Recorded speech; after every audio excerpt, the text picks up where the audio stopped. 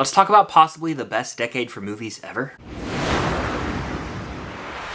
What's going on, guys? I'm Chris and welcome back to another video. So today I'm going through my top 10 favorite movies from the 2010s. I might make this a series where I go through the 2010s, the 2000s, the 90s, and so on. Before I get into this list though, be sure to hit that like button, comment down below your favorite movies from the 2010s, and of course subscribe and hit that notification bell to help reach my goal of 85,000 subscribers here on the channel. Check out the Unusual Couple podcast, link down below. Your support goes a long way over there. We have weekly episodes, and also the Patreon is linked down there as well. Anything goes a long way over there. Without further ado, I say we go ahead and dive into my top 10 favorite movies that came out from 2010 through 2019. Coming at number 10 on this list, we've got Harry Potter and the Deathly Hallows Part 2, the epic conclusion to the Wizarding World for the time being, because then we got the Fantastic Beasts movies and they're doing spin-offs. Topic for another time. When it comes to Deathly Hallows Part 2, this is how you do a conclusion.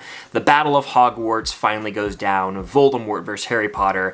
Everything these movies have been leading up to plays out here, and it's epic as hell. I couldn't have asked for a more satisfying conclusion. It's got moments that make me tear up, moments that make me laugh, moments that just put a big smile on my face, and there's some huge revelations made in this movie that rewire the entire way that I look at the Harry Potter series. It is brilliant storytelling. Like I mentioned up front, it's epic in scale when we finally get to see Voldemort and Harry showdown one last time, but it's really just a satisfying conclusion. It's one of the most rewatchable and fast-paced Harry Potter flicks, and this is like a mention of the entire Harry Potter franchise on this ranking. It had to be on here. Deathly Hallows Part 2 is my runner-up in the Harry Potter franchise, but coming in at number 9 on my list, I've got La La Land. This is a movie I saw with my girlfriend not long after we'd started dating, and we're still dating to this day, so it's very special to both of us. Obviously, the music's wonderful. I listen to the soundtrack in my car all the time, but it's a Damien Chazelle film, and he directs the hell out of it. It's a beautiful story of love versus your true passion, and which one will win out in life. It's that classic right person, wrong time story. It's this beautiful story that reminds you to go after your dreams no matter what,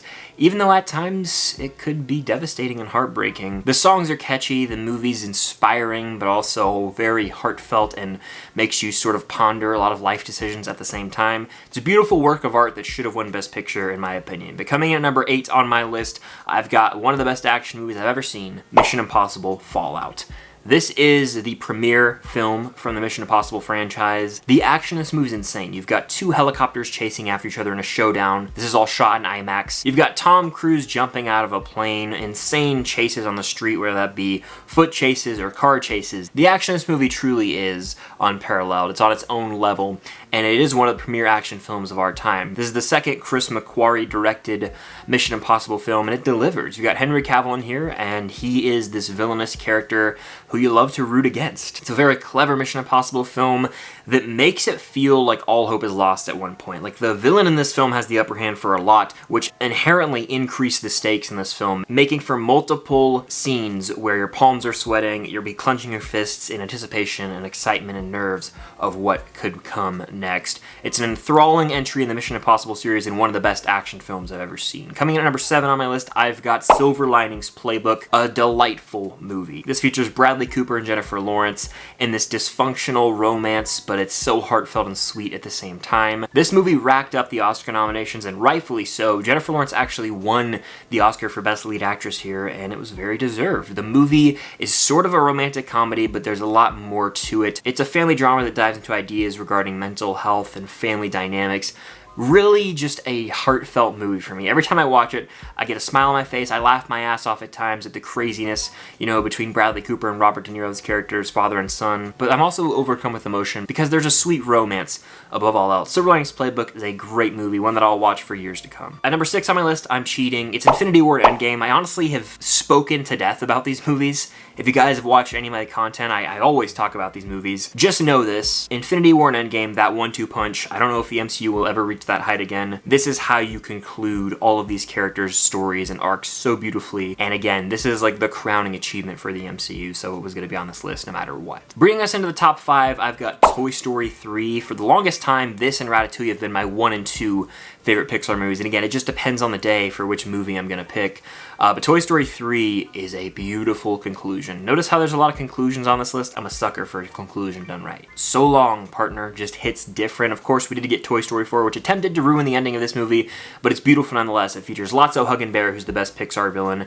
You've got Sunnyside Daycare as this new, exciting setting for the toys. The most important thing I take away from Toy Story 3 is that change is okay. It can be scary, but it's a necessary part of life, As someone who struggles with that, Toy Story 3 is a constant reminder everything's going to be okay in the end, and sometimes you gotta let go and move on. At number 4 on my list, I've got Christopher Nolan's Inception. This is the best Nolan film in my opinion. It's close with a few others right now. Oppenheimer's really making its way up on that list for me, but as it stands right now, Inception is the number 1 Nolan movie for me. It's a mind-bending concept with an all-time great score from Hans Zimmer.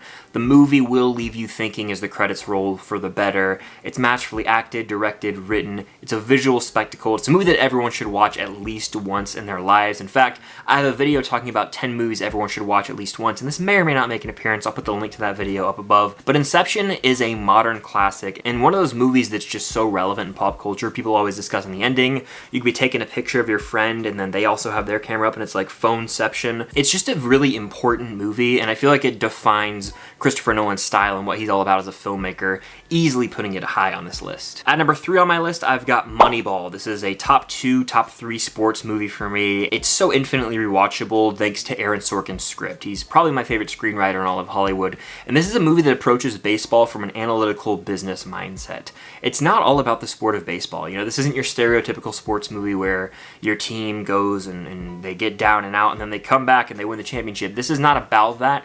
It's more about Billy Beane and how they changed the Oakland A's organization for the better. Analytically, they're just looking at the numbers here, and it's super fascinating to just take this business approach to baseball. Jonah Hill and Brad Pitt both got Oscar nominations here, rightfully so. The score is a really slept-on score. Like, there's this one track called The Streak that I listen to for motivation because there's a moment in the movie where the A's go on this winning streak, on this super improbable thing, and it's a very uplifting scene. But the movie's just so interesting to me. I could watch it multiple times a year, and I'm not a huge baseball guy. I grew up collecting baseball cards and watching it more frequently, but I fell out with the game over the years. But there's so many amazing quotes from this film, and how can you not be romantic about Moneyball? If you know, you know. My runner-up for my favorite movie from the 2010s is Whiplash. Damien Chazelle made this list twice, as he has made 2 of my probably top 25 to 30 favorite films ever. Whiplash is a movie I've seen countless times. J.K. Simmons is outstanding in this movie as he won the Oscar. He gives a darkly comedic performance as Fletcher, throwing out insults that I don't even think the best roasters of all time could cook up. You can't help but bust out laughing at times at some of the insane things that come out of that man's mouth. But underneath all that, there's this message about how you can be consumed by greatness and, you know, what does it take to make it, really. It's a quick hitter movie that's actually based on a short film, and the entire movie plays out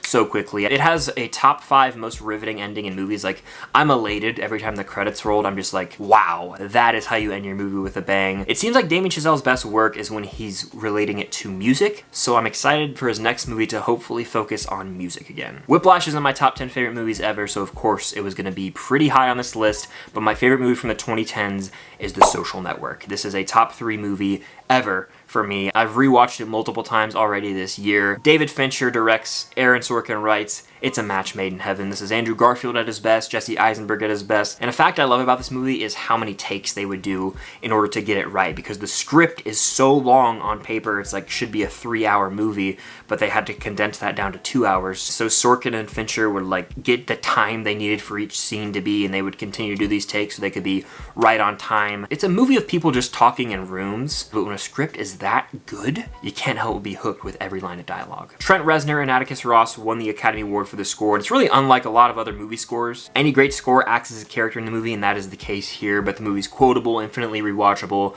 one of the best written scripts I've ever seen, and without question, my favorite movie from the 2010s. But that is it for my top 10 favorite movies from the 2010s. If you guys want to see me follow up this video with my favorite movies from the 2000s, let me know in the comments down below and hit that like button to guarantee that I can do that video. Subscribe and hit that notification bell to help me reach my goal of 85,000 subscribers here on the channel.